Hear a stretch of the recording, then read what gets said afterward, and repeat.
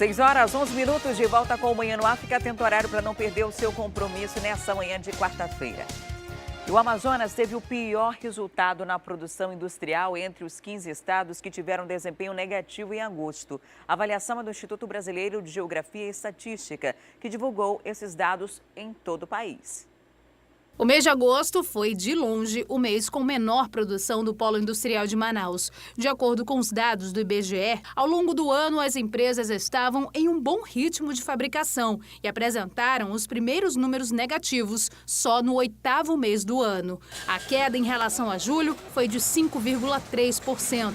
Já em relação ao ano passado, a redução foi de 6,7%. Não deixa de ser um reflexo do mês. Agosto geralmente é um mês que não potencializa muito as vendas no comércio. Consequentemente, a indústria diminui a sua produção. Com isso, o estado ficou com o pior desempenho do país, atrás de Goiás, Espírito Santo e São Paulo. A pesquisa levou em consideração 10 setores da indústria e desses, 6 tiveram desempenho negativo no mês de agosto. Entre os mais afetados está o da produção de CDs e DVDs e também de derivados do petróleo. Cada um deles reduziu mais da metade das atividades naquele mês. Outro setor muito afetado foi o da fabricação de componentes elétricos, com uma redução de quase 30%. Para o supervisor do IBGE, o motivo da baixa produção seria a queda das vendas em alguns setores, o que, segundo ele, pode melhorar nos próximos meses com as datas comemorativas. Esperamos que nos próximos meses haja uma retomada da produção, já que nós estamos com um nível de acima de 10% no acumulado do ano.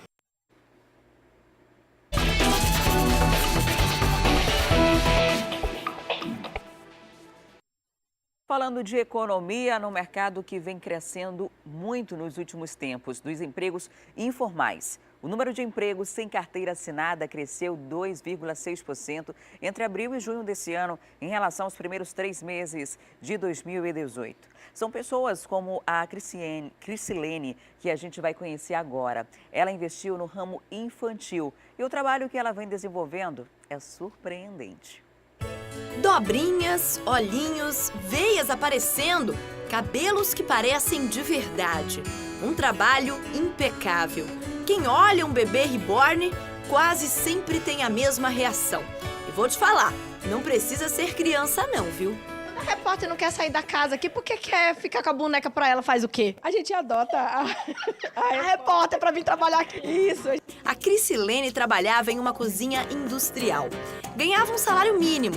Com os descontos, nem chegava a isso. A filha pediu uma boneca dessas de presente e foi aí que veio a ideia. Quando eu trabalhava nessa cozinha, minha filha já me pedia essa boneca e eu comecei a pesquisar.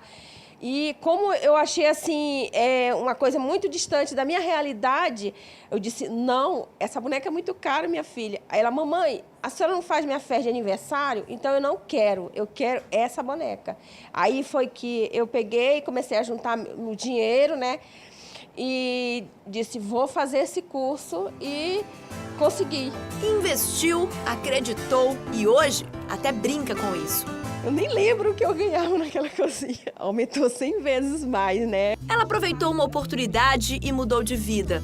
E a crise fez isso com muita gente. Nos últimos 4 anos, 4 milhões de empregos informais foram criados no país.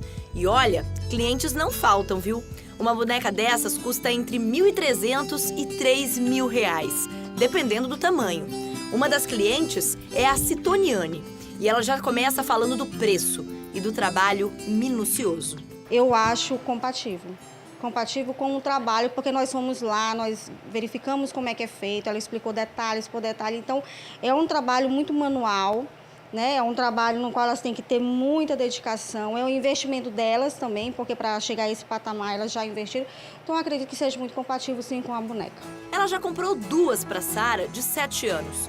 Uma menorzinha, que é a Maria Eduarda, e a maior, que é a Letícia. Eles têm mamadeira, eles parecem de verdade. E acaba que todo mundo aqui na casa entrou na brincadeira. Até porque, olhando assim, é muito igual um bebê de verdade, né? As veias, os detalhes no qual elas trabalham, porque se você for olhar o pezinho, tem todas a corrente sanguínea, tudo. É muito real mesmo. Oportunidade, investimento, produção.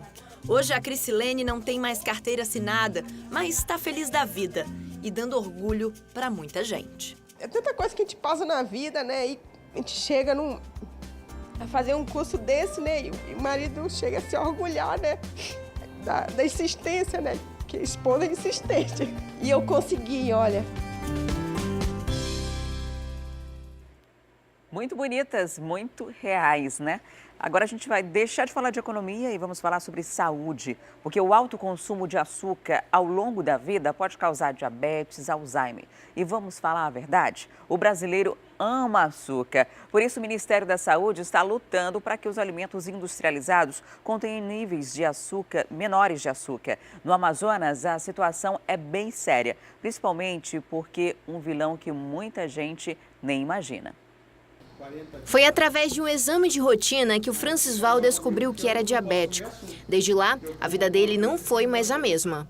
Eu uso insulina na parte da manhã, em jejum.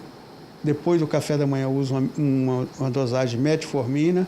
Antes da janta à noite eu uso algumas unidades de insulina. E depois do jantar, antes de me repousar, dosagem de metformina. Uma pesquisa revelou que entre as capitais brasileiras, Manaus apresentou o maior percentual de homens com a doença entre os anos de 2006 a 2017. A taxa de diagnósticos médicos mais que dobrou, chegando a 113,5% dos casos. Segundo essa endocrinologista, o consumo elevado de açúcar é a principal causa para desenvolver o diabetes. Além também você pode aumentar a quantidade de pacientes sobrepeso, de obesidade, doença de Alzheimer também está relacionada ao excesso de consumo de açúcar. Por isso, como forma de prevenção, um acordo está sendo firmado entre o Ministério da Saúde e as indústrias de alimentos para reduzir o nível de açúcar em alguns produtos, como, por exemplo, refrigerantes, bolos, biscoitos, achocolatados e iogurte. De acordo com o governo federal, o brasileiro consome aproximadamente 30 quilos de açúcar por ano, valor que ultrapassa o recomendado pela OMS de 18,2 quilos. O Dionísio já começou a cortar o produto da alimentação. Se eu posso consumir, vamos dizer, 3 gotas desse produto em um copo de suco, por exemplo, por que eu vou consumir 2 colheres de açúcar processado?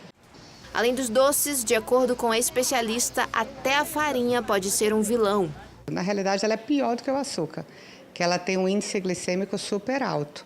Então, a farinha, a gente tem que ter muito cuidado com o consumo da farinha aqui na nossa região, que é um dos alimentos que a gente acha inofensivo, mas que ele tem uma quantidade de carboidrato, de açúcar muito alta e que causa vários danos à saúde também. A médica explica ainda que a melhor maneira de se prevenir é mudar a alimentação e conciliar com a atividade física. É colocar o mínimo possível, trocar o paladar, né? Em vez de estar acostumado com aquele alimento bem doce, o café mais doce, trocar mais para o café mais amargo. E fazer atividade física também, porque compensa o seu consumo de açúcar com o exercício físico. E você sabia que existem iogurtes ou bebidas lácteas que possuem mais açúcar que uma lata de refrigerante? Esse alimento está liberado para as crianças, mas não pode ingerir em excesso. E não pode também ser consumido como sobremesa. A Maria Clara gosta tanto que toma pelo menos uns 3 por dia. 2, 3, às vezes como sobremesa, depois do almoço, às vezes na tarde, como um lanchinho da tarde, mas ela sempre toma. O tanto que ela quiser, eu procuro dar. Érica diz que a bebida faz parte da alimentação da filha e que ajuda no metabolismo da criança. Eu acho bem importante também, porque influencia muito, né, na digestão da criança, crescimento também em tudo. Esta nutricionista afirma: ingerir iogurte todos os dias pode, mas ressalta que não é recomendável usar o alimento como complemento de uma refeição. De preferência, 1 vez, 2 vezes ao dia, tá ótimo. Um café da manhã, um lanche da tarde. Evitar dar depois do almoço, porque eu vejo muitas mães dando como sobremesa. É melhor no lanche da manhã ou à tarde. Para cada 100 gramas de produto, o recomendável é que contenha apenas 5% de açúcar, segundo a Organização Mundial da Saúde. Apenas 2% das marcas de sobremesas e iogurtes atendem a essa recomendação. Nas prateleiras, as embalagens coloridas chamam a atenção das crianças. Mas o que muitos pais não sabem é que a maioria dessas bebidas nem são iogurtes.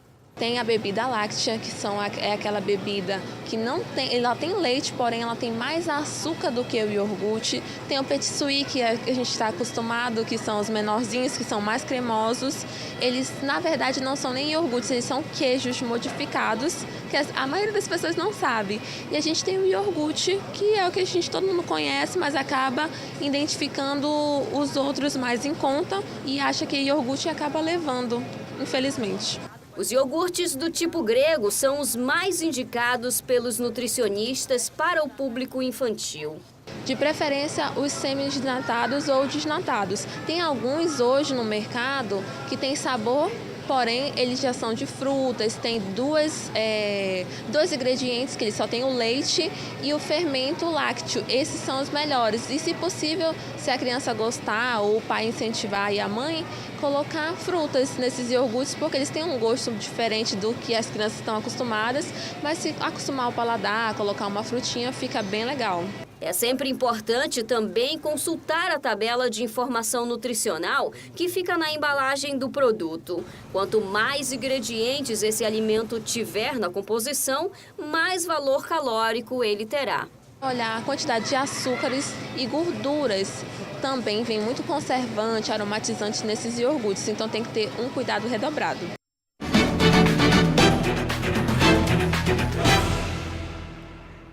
E confira agora a agenda dos candidatos ao governo do estado para mais esse dia de campanha do segundo turno.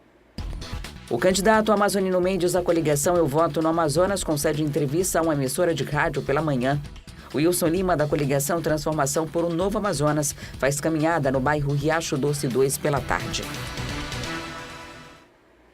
E ontem a Assembleia Legislativa teve a primeira sessão plenária depois das eleições. Momentos de alegria para uns, os reeleitos, e de tristeza para outros.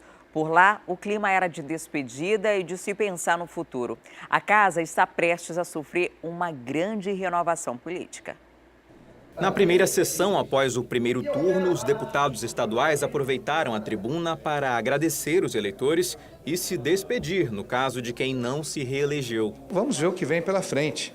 Se for preciso voltar a lecionar numa escola, como já lecionei, procurar um emprego como advogado, trabalhar como advogado. Eu não sou carreirista, eu não estou na política como uma carreira, como empreguismo. Eu estou na política, de fato, pensando no bem coletivo, em ser útil para a sociedade. Fora da disputa para o governo, o presidente da Assembleia, Davi Almeida, do PSB, declarou que, nesse momento, não vai apoiar ninguém para o segundo turno.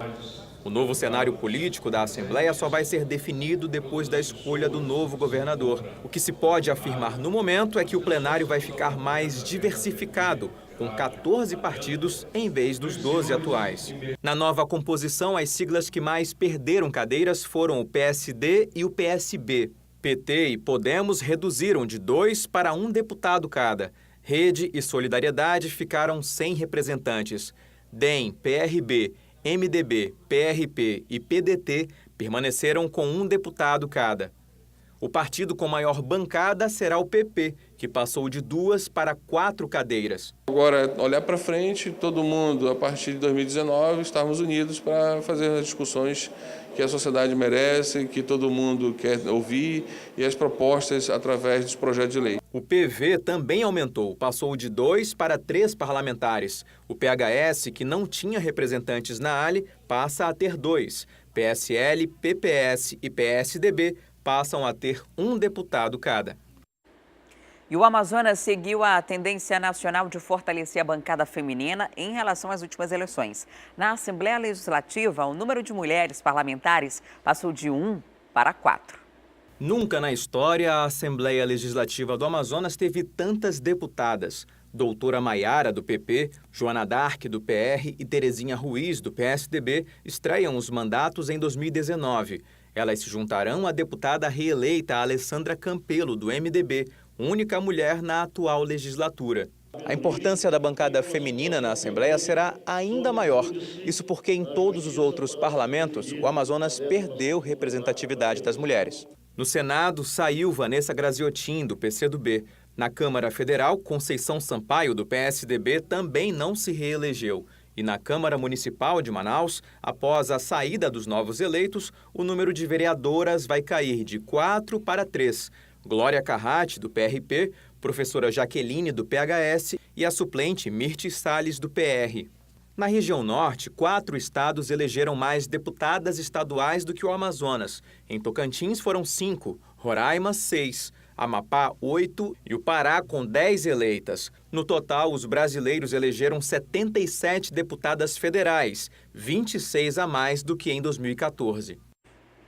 E olha só, a Justiça Eleitoral já identificou 176 candidatos que sujaram as ruas com santinhos durante esse pleito. Foi algo que a gente viu com muita frequência durante essa eleição, que desde 2014 não se tinha tanta sujeira. E olha que a gente teve eleição em 2016, 2017 aqui no Amazonas. E depois dessa identificação inicial de 176 pessoas, mais de R$400 mil em multas já foram aplicados. E essas multas para cada candidato variam de R$2 a R$8 mil.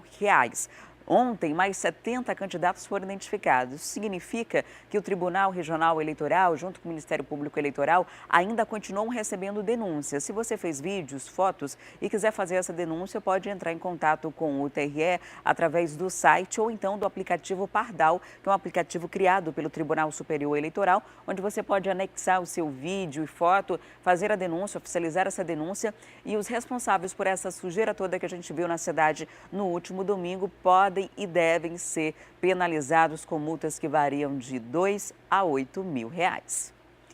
E agora a gente vai para o intervalo. Na volta tem a nossa interação com a Rádio FM O Dia. A lixeira pública da cidade deve passar por uma inspeção. A gente vai trazer esses detalhes e também tem as informações da área policial. 2 detentos foram encontrados mortos em unidades prisionais diferentes. Eu volto em instantes, não saia daí.